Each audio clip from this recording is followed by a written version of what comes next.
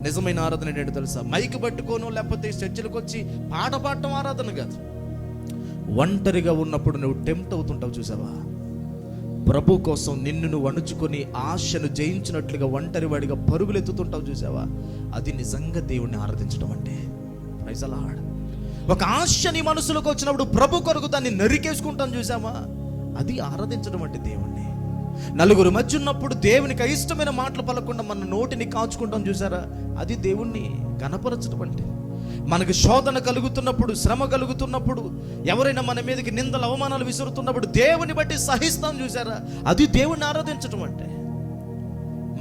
మనలో తప్పు లేకపోయినా ఎదుటివాడు దూషిస్తున్నప్పుడు కూడా మనం సైలెంట్గా దేవుని ప్రేమను బట్టి ఉండగలిగితే అది దేవుని ఆరాధించటం. శోధించబడుతున్నప్పుడు యోసేపు వలె పరుగులెత్తడం దేవుని ఆరాధించటం. నీవు నిర్దోషివై ఉండి కూడా నోరు మూసుకొని ఉండగలగడం దేవుని ఆరాధించటం.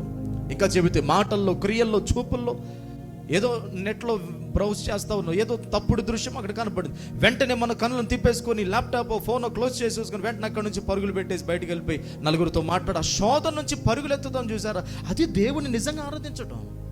అందుకని వాక్యములు ఏం రాయబడింది? రహస్యమందు చూచుచున్న మీ తండ్రి మీ ప్రార్థనకు అప్పుడు ప్రతిఫలం ఇస్తాడు, బహిరంగంగా ప్రతిఫలం ఇస్తాడు.